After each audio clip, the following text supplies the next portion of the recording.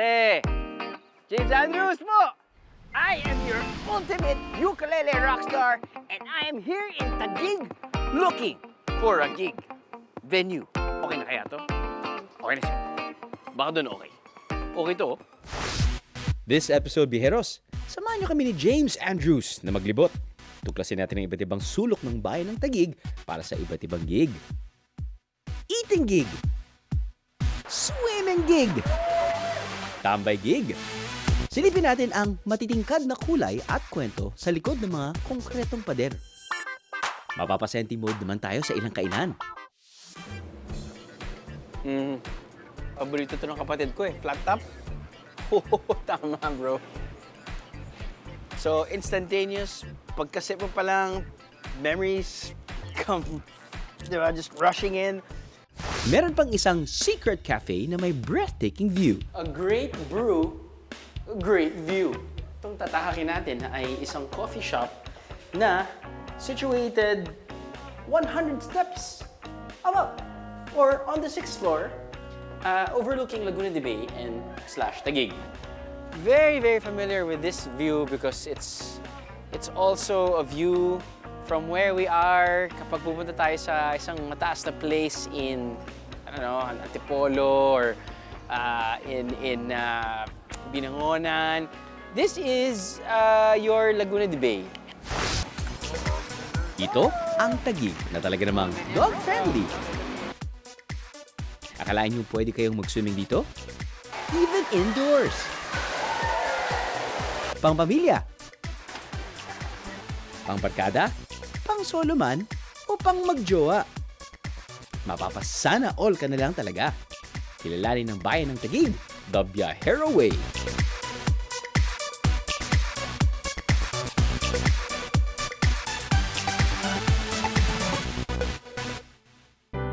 Nasa bandang kanan ng Metro Manila ang bayan ng Taguig na may dalampasigan ng lawa ng Laguna o Laguna de Bay. Dahil dito, sinasabing mataba ang lupa na siyang pinagkunan ng kabuhayan ng mga sinaunang taga rito. Katunayan, nabansagan itong lugar ng mga taga-giik dahil sa husay ng mga magsasaka rito sa paggiik ng palay o rice threshing o yung proseso ng paghihiwalay ng mga butil ng palay mula sa tangkay nito. Ang lugar ng mga taga-giik, kalaunan ay naging Taguig, ang bayan na mula sa pagsasaka, unti-unti nang umunlad hanggang sa naging isang sentro ng komersyo at kalakalan. Sa ngayon, hindi mga palayan ang makikita sa Taguig, kundi nagtatayugang gusali, lalo na sa Central Business District. Pero sa gitna ng concrete jungle na ito, may ilang lugar na nananatiling bukas para sa kalikasan, tulad ng mga puno, halaman at hayop. Dito sa Central Park, pwedeng dalhin ng pet owners ang kanilang mga aso para makapaglaro at makapaglibang kasamang ibang aso nang hindi nakatali o ang sinasabing off-leash. A few weeks ago, I just came from Sydney, and because my wife's born and raised there. And of course, we went to parks because I have 3 little kids. And then, of course, I see, dogs unleashed, running around, interacting with one another, and I go, sana meron sa Pilipinas na ganyan. BGC is known for being a dog-friendly place. Okay. You can go to restaurants, you can go to mga bars dito, you can bring your dogs there sa Alfresco area, di ba? But BGC really wanted to take it to the next step. That's good. Right? And we are one of the leading suppliers here for daycare and pet hotel services, Pet Me. So we really wanted to introduce this concept that is very well accepted in other countries already. What is that concept? Where dogs can be social, Okay. and to give a space where dogs can really be dogs. So, I mean, it's Because great. they need space. They need space, they need off-leash play, they need social time. Bukas ang dog park na ito para sa mga dog owner na nakatira sa paligid, pati na rin sa mga mula pa sa ibang lugar. Bawat isang aso pwedeng samahan ng 2 tao sa loob ng park. Pero hindi pwedeng pumasok ang non-dog owners para makipaglaro lamang sa mga aso. First time niyo po pumunta dito or this is not your first time? No, we're always here. You guys are always... Since opening. Since the every opening. day. I rescued Lily Right. around last year. Ano, I Lily- got her like that, like really calm and friendly. Lily sa Naspin. Sobra siyang lambing. Nagpapapet kagad siya. Iba talaga kapag ano, no, yung pag lumaki yung aso, inalagaan siya at binigyan siya ng pagmamahal. Yun din yung ibibigay niya, no? Yes. Actually, from the shelter, I think, yun, trained sila nung founder ng shelter, Laras Art, sa Manila. Galing. So, yun na, potty trained na rin siya. Wow, you're such a lucky dog owner. Your pet, where's your pet? This one. His name's Odie. A beagle. Yeah, a beagle. Oh my God, So the beagles. energy is really high. I had one beagle before and I know, sobrang, let's go! Exactly. If ever nga, this is the only enclosed dog park na pwedeng unleashed yung dogs and they can interact with one another. Before nag-open to, saan yung dinadala yung mga aso? We just walk them around here sa PGs. Sa kailangan leash? Yeah, on leash. Occasionally, you let go of the leash if you know na you're just within the park. Correct. It's just running into one direction. Like my partner and me, we span across the park and Correct. then just call the dog Tama. over para makatakbo lang siya ng isa. Tama. Then other than that, wala. By membership ang pagpasok dito. Pero kung gusto nyo munang subukan, pwede naman bumili ng day pass sa halagang 100 pesos. Pero hindi isang daycare center na pwedeng pag-iwanan lang ng inyong mga alaga ang dog park na ito. Kailangan nyo silang samahan. How can the pet owners know that they can come here and they can just like unleash their dogs? One of our biggest features here is that the park is supervised. Okay. All of our staff are trained. Right. And what we do is we look for the warning signs. We look for things like aggression, we look for dominance. We see those red flags.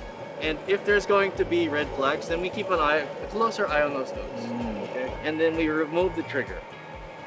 And when we remove the trigger, we find that dogs can actually go around and play, and they can do it stress-free. Okay. Off leash, the owners are happy, the dogs are happy, and that's what matters to us.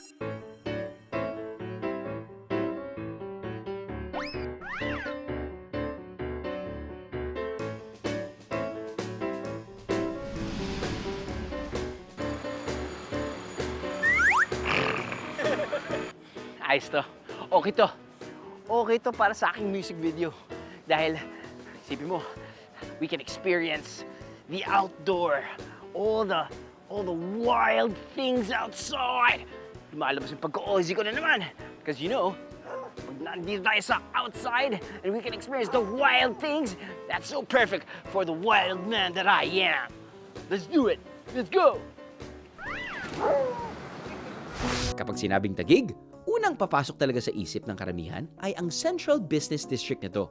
Pero alam nyo bang sa sulok-sulok at barabarangay ng Taguig, may mga nakatagong sorpresa na naghihintay sa inyo?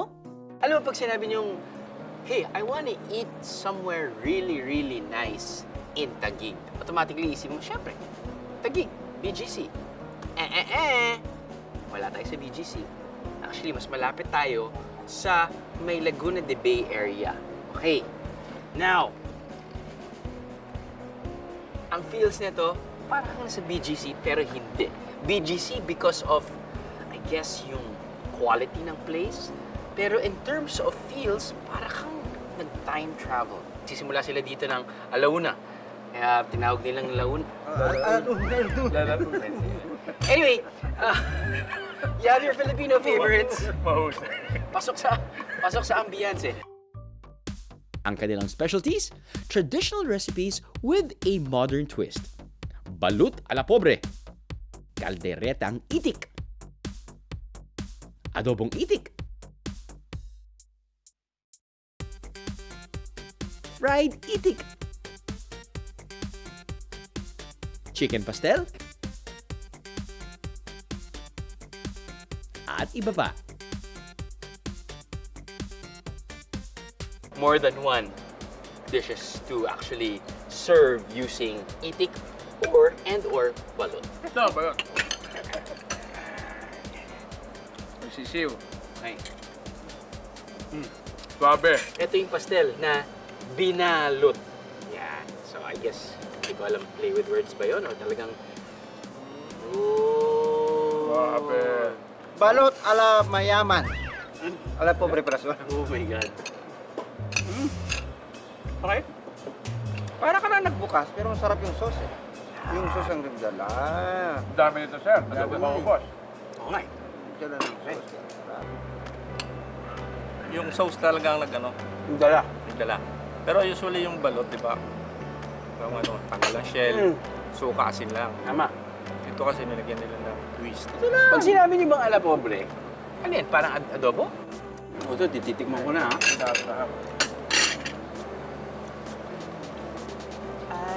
Meron siyang ano. Meron siyang parang Chinese adobo. Yan. Matamis na adobo. Galing. Parang napansin ko sa menu, aming itik. Tapos may balot pa. Pero nasa Taguig tayo. So wait, paano mo naisip how to make your menu? Well, we wanted to kind of showcase yung mga things that are around Taguig. So, Pateros and Taguig, a lot of this stuff, we have a lot what they call local Taguigeno food. So, what we did was we really talked to the locals. We said, ano yung classical dishes niyo? Right. So, ang ginawa namin parang mas modern in a way where we cook it differently. So there's a twist. There's always a twist to it. Yeah. So, it's itik, yes. Pero we confit it. So, parang it gets softer. So, hindi siya maganit. Is that the right word? Right? I guess, yeah. So, hindi siya, it's not stringy. When my crew and I tasted the itiks niya, sabi ng isa, ano na yan, baka matigas na yan sa loob. But it was crispy on the outside, but very, very tender in the inside. And yung secreto, brother. That's the way. It's the cooking process. So when you cook it and give care to it, I guess parang any other ingredient, right? If you give it the time and love, yung kalabasan is really, really good. And that's what we kind of did. We wanted the Luna Cafe to be one of like a parang destination stop. Because if you search Taguig food scene, BGC. di ba? All the time. Palaging BGC. That was my intro a while ago. Exactly. Yeah, pretty So much. we wanted it to kind of be a little bit more homey. We wanted to preserve the local Taguig feels. So when you come here, it's totally different. It's like not what you normally expect.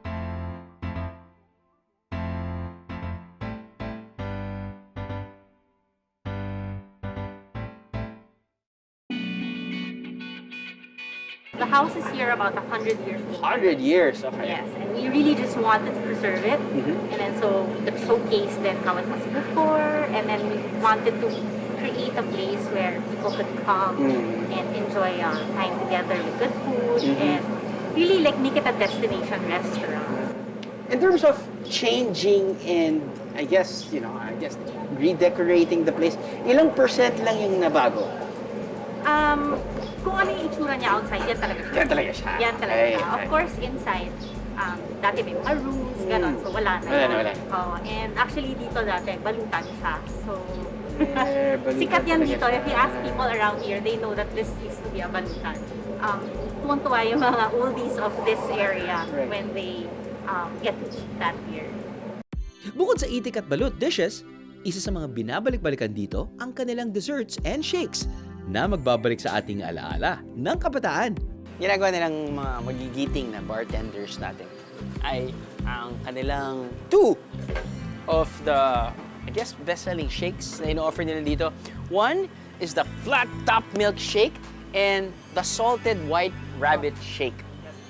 Kapag ikaw ay Pilipino at sinabi mong flat top at white rabbit, alam mo na na it's your I guess, favorite candies back in the day and maybe until now.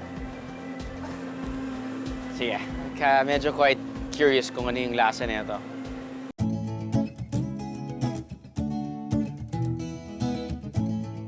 Ang mismong candies na paborito natin ang ginamit nilang sangkap sa mga ito. Dinurog, tinunaw, at saka ginawang shake.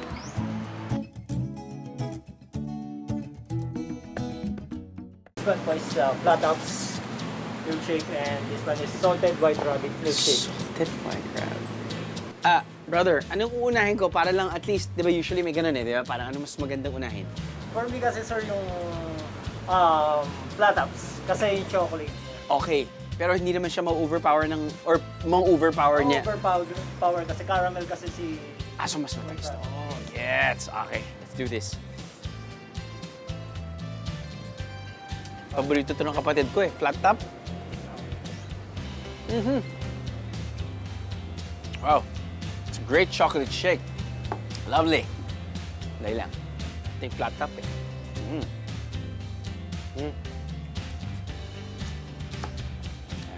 Okay. salted white rabbit shake.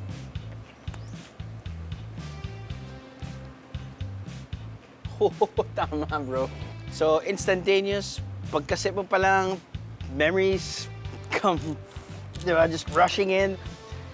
You know, you remember when you were a kid, tanggalin mo yung white rabbit, kainin mo kasama pa yung wrapper nun, eh, no? Di ba? Kasama ba yung wrapper na to? Hindi na. Okay, so, tama sinabi ni brother. If you were to actually order both, start with this and then end with this. Because this is sweeter than this. If you want medyo chocolatey, this one. If you want like medyo white chocolate, this one. Ako, I'll choose this one. My wife, definitely this one.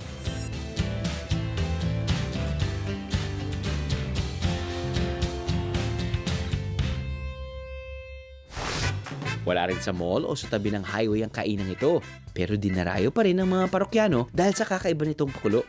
Ang Artimo Food House po ay isang kainan kung saan nag-o-offer kami ng mga murang meals lang and at the same time may enjoy natin yung kakaiba pong twist na nilagay namin sa mga plating po namin. So, meron din po tayong mga milk teas and other rice meals na talaga naman pong swak sa budget. Bukod sa masarap na timpla ng kanilang pagkain, ang kakaiba ay kung saan ito nakahain. Yung typical po kasi na plating na nakasanayan na po natin ay nakalagay lang po sa mga plato, while sa amin po ay nakalagay po siya sa isang frying pan po. So iba po yung experience na ng mga bawat customer natin na talaga naman pag nagpupunta po sila dito, napapawaw po sila sa plating. Ang pinaka-best seller po namin dito is yung tapa po. Since yung tapa po is homemade po siya, originally recipe po ng aming chef. Pambato rin nila ang kanilang signature dish, ang flavored chicken wings na hindi tinipid sa sauce. Nariyan ng creamy salted egg, garlic parmesan, Korean spicy, at honey sesame. For 1,650 pesos, may 60 pieces of flavored chicken wings na sa bilao. Ang pinakamabilis na maubos namin na product po is pork jalog po and chicken wings po. Kasi po yung sa mga sauce namin po, doon po kasi yung nasasarapan yung mga customer namin. Yung pork jalog po, pork chop, jaba, tsaka itlog po. A ukulele rockstar like James Andrews has to eat. For sure, busog na busog tayo rito.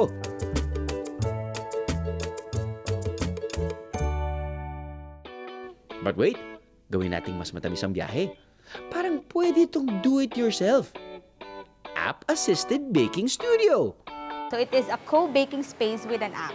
So an application will help you to bake, or for you to finish the baking project, an application will be helping you. So it's like a digital cookbook that you'll follow. So we have two categories kasi we have small pastries and we have cakes. So for the small pastries, usually the duration is around 1 hour and 45 minutes. And then for the cakes, it's around 2 hours, 45 minutes to 3 hours. Since I mentioned two categories, we have small pastries and cakes. So for the small pastries, it starts at 999, and then for cakes, it starts at 1,999.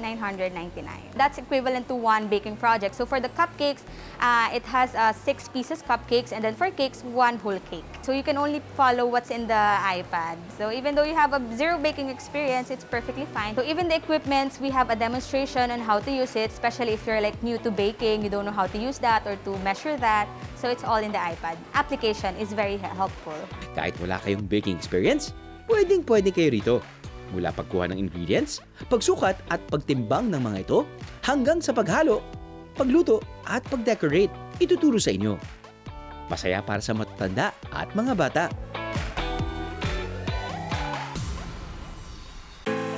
Sa gilid naman ng Laguna de Bay, along the C6 Highway, makikita ang pinakamalaking resort sa Taguig. The fresh sea breeze, the water splashing, saktong-sakto rin ito para kay ukulele rockstar James Andrews. Ang resort na ito nagsimula noong late 90s at ngayon, second generation na ng kanilang pamilya ang nangangasiwa rito. Ang third generation naman, tumutulong na rin sa kanilang family business, pamagitan ng pagtayo ng food park sa tabi nito. From the name IMPC Peace Resort, our grandfather is Sagani Mariano Pagkalinawan, founded this resort. It was passed down to our parents and now to us, the third generation. Iba't ibang klase ng pagkain ang makikita sa maliit na food park na ito. Mula Japanese, Korean, local favorites like sisig, isaw, bulalo, rice toppings, pizza, pasta, pansit, lechon kawali, tapa, burger, fries, at marami pang iba! Yung family po kasi namin, mahilig po talaga kami kumain, magluto. So, we came up with the concept na magtayo ng food park. Since we already have this sea breeze resort, yun po, nagtayo po kami ng park and eat. So, we came up with the name of Park and Eat since nung we set it up during the pandemic. And since pandemic nga, ang dami nating restrictions. So, literal park and eat. You can park your car since marami po kaming parking spaces. You can buy food sa mga food booths, tapos you can eat it in your car. Perfect gig venue rin ito. Let's rock and ukulele roll! Sa aming pagbabalik, tuloy pa rin ang paghahanap ng gig sa Taguig. Akalain niyong meron ding indoor water park dito. Saan kaya sa Taguig ang may pinakamagandang view? A great brew, a great view.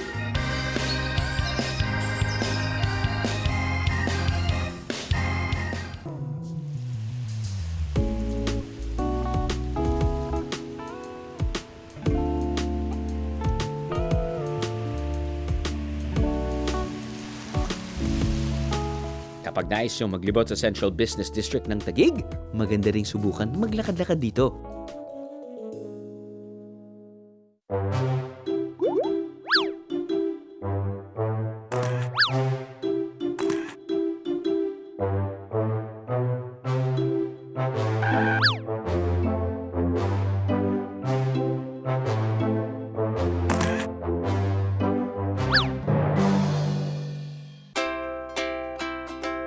Hindi lang kasi mga gusali at mall ang matatagpuan dito.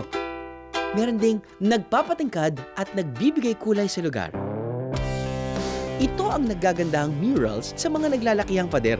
Hindi lamang basta dekorasyon ng mga ito, kundi may kani-kanilang kahulugan at mensahe. Dumadaan sa masusing pagsusuri at approval ng administration ang bawat mural. I think okay dito. Okay dito. May mga tema ng pagkakaisa, pagtutulungan, pangangalaga sa kalikasan, komunikasyon, at iba pa na nagpapaalala sa mga taong dumaraan na hindi lamang umiikot sa trabaho ang buhay. Sa halip, marami pang bagay sa paligid na importante at hindi dapat kalimutan. Pwede na ring mag-stretching dito ang ating inner plantito at plantita. Sa isang bakanting lote sa Central Business District, umusbong ang isang luntiang sulok, ang BGC Urban Farm. Malapit lang ito sa isang sikat na membership shopping center at isang hospital. Isa po ako sa mga pioneer na nagsimula ito. Dahil po sa pandemic, isa po ako sa mga displaced worker. Sa initiative po ng boss namin, concerned siya sa mga tao niya tulad namin na nawalan po ng trabaho. Una po, parang idea lang is maglagay ng garden sa katabing bahay niya. Para nga may pagkaabalaan po kami, may magiging trabaho kami. Ayun po, nagsimula po kami na maglinis ng isang area. Pero syempre, ang pagtatanim po, hindi lang po basta magtanim tayo. Meron po kaming naging kasamang mga volunteer na agriculturists. Sila po yung nagturo sa amin from the start, from preparation po ng mga soil, from sowing, pag-maintain ng mga halaman, ano yung mga kailangan na mga gawin para maalagaan sila hanggang sa pag-harvest po. Bukod sa pagbibigay ng trabaho sa ilang farmer employee, gusto rin daw nilang enganyuhin ang mga nangangarap maging farmer sa paligid. Yung gusto sanang magtanim pero kulang sa espasyo sa kanilang mga bahay o condo units. Dito po marami tayong magiging activity dito sa loob ng BGC. Isa po sa mga activity na ino-offer po ng farm, meron tayong volunteer na trainee, yung basic farming, pero free lang po ito. Ini-schedule po ito every Saturday. Mag-ano lang po sila sa form sa site para ma-schedule po sila. Sa activity na po yun, cover po yun, may orientation, training, simple na pagpa-farming. Pero yun nga po, free lang po siya. Ang ano natin idea doon is para i-adapt natin sa kanila o ma-share natin sa kanila yung idea about farming po. Pwedeng mag-pick and pay ng mga sariwang gulay at mag-aral ng basic home at urban gardening. Meron ding adopt a plot scheme kung saan pwedeng magtanim ng iba't ibang gulay mula sa kanilang preset plant menu. May herbs kagaya ng basil at rosemary. May gulay din kagaya ng okra, talong, lettuce at marami pang iba. Yung sa menu, sir, dito kasi sa experience namin, sa 1 week namin na pag-open, usually ang hinahanap po ng mga neighbors dito na malalapit na mga condos, na mga resident, is yung mga lettuce, yung mga easy to prepare na mga vegetable. Before sa office ako nagtatrabaho, medyo mahirap yung ano dito, yung trabaho sa farm. Pero nakakatuwa po kasi, sir, na nakaka-excite. Kasi yung intention natin na gusto rin nila mangyari sa kanila, kumbaga gusto rin nila ma-adapt sa kanila. Yung tayo na yun, yung ikaw rin mismo, isi-share mo, nakakatuwa pong factor yun, or nakakasaya po sa puso yun, na ma-share mo sa kanila yung pagtatanim mo rin, para sila mismo sa kanilang mga bahay, gawin rin po nila, sir. Isa na namang perfect gig venue para kay James Andrews.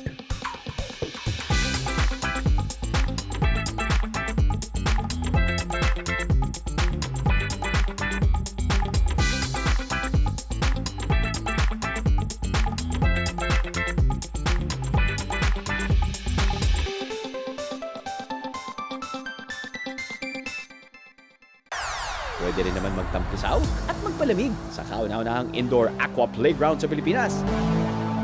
During the pandemic, we realized that a lot of babies or a lot of kids have been holed up at home for the longest time and they have no experience being out and interacting with others. So now that alert levels have eased, this is the perfect time for them to come and explore Wet Park. Mula bata hanggang matanda, tiyak na magugustuhan ng swimming at iba pang activities dito, tulad ng zipline, wall climbing at iba pa. Pero ihanda ang sarili na mabasa. So for the wall climb, meron tayong minimum height requirement and weight requirement. Also, during the activity, you will be required to wear a helmet. The same goes for the rope course. Meron po tayong height requirement of 3 feet 6 inches and maximum weight of 200 pounds for the rope course. You will also be wearing harnesses and helmets as well. Pwede ang walk-in, pero mas maganda raw kung may reservation dahil limited time at limited number of persons lamang ang pinapapasok sa ngayon. Inspiration kasi nito through our travels also with our children. We've seen how big attraction wet parks are abroad. So we thought of bringing the same concept in the Philippines, only in a much safer and more controlled environment. That's why it's indoors. Ang lawak ng Taguig. Kitang-kita, lalo na kapag gamit ang drone cameras. Pero kahit walang drone, posible rin yan. Akyat lang tayo sa isang mataas na lugar. Pero hindi lang tayo aakyat, kakain na rin tayo at magkakape. Para sulit, di ba? So, itong tatahakin natin ay isang coffee shop na situated 100 steps above or on the 6th floor, overlooking Laguna de Bay and / Taguig. Who would have thought na itong mukhang simbahan ay hotel?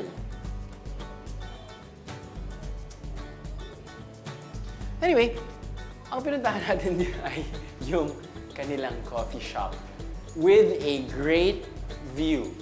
A great brew, a great view. There is no elevator to success. You have to take the stairs. Hi. Sabihin na mataas, hi.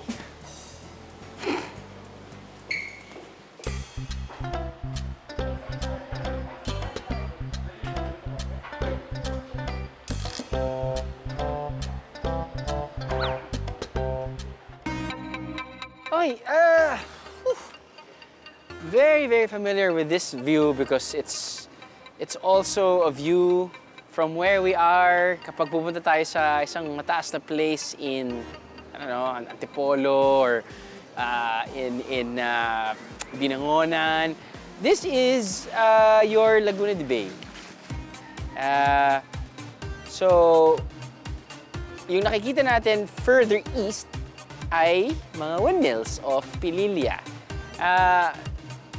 Yan, I'm guessing this is BGC. Oh, there you go. Yeah, I can see that big mall. So sa totoo lang, hindi ko talaga inaakala na magkakaroon ng coffee shop. Naakala ko, simbahan yung pupuntahan namin. May ganang feel no? So paano niyo pa naisipan? So, nag-start po kami ng paupahan nga. Paupahan talaga. Then, mga long-term, nakita ko siya as early retirement. So, Okay. sabi ko, gusto kong mag-innovate, gusto kong mag-grow pa. So, Okay. nagkaroon ako ng chance na ma-convert siya na maging budget hotel. Yeah. So, pangmasa pa rin. Itong coffee shop, pandemic baby business siya. So, parang anak siya nung hotel. For the love of coffee talaga. Gusto ko rin ma-support yung mga local farmers. Featuring a coffee shop na not only mura yung pagkain, maganda pa yung view. So yeah, can you please tell me about that? Yes po, kasi gusto ko talaga pangmasa, hindi butas yung bulsa ng customers namin. Gusto namin matry out nila lahat ng food offers sa menu namin. Okay. From pizzas and pastas to Pinoy classic dishes, meron sila rito. Pero ang binabalik-balikan daw ay ang kanilang kape. Was it strategic na kailangan mag-stairs yung mga tao para talagang mas sumarap yung pagkain at Yes, actually strategy namin, nagutumin muna sila. Gutumin muna yung customer. De, pero ano po, sulit naman po siya. Hindi na nila kailangan lumayo para mag-hiking, para umakyat, di ba? And worth it naman po yung view kasi hindi lang po city view, pati yung Laguna de Bay, also yung Rizal, di makikita rin po. Hindi na talaga kailangan umakyat pa ng malayo.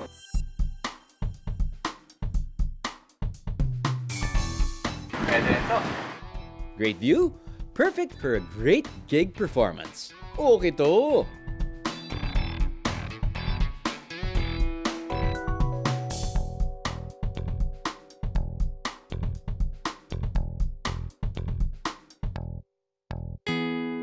From the outskirts of Taguig, we go back to the center, the business district.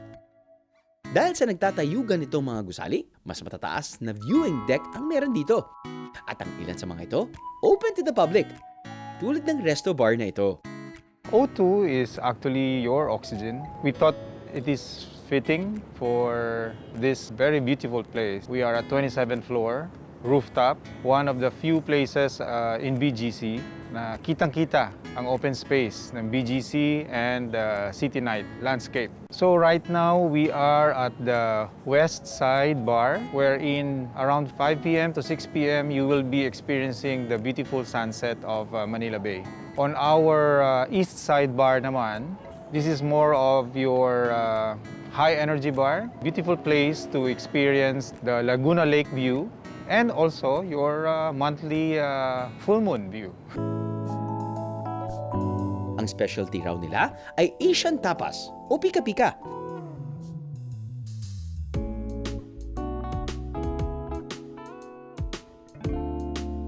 Saktong-sakto naman daw na kapartner ng kanilang signature cocktails.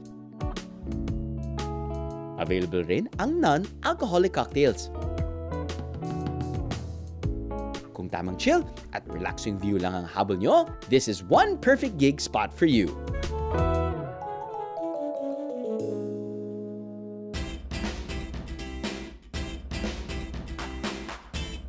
Indeed, Taguig is a very diverse city.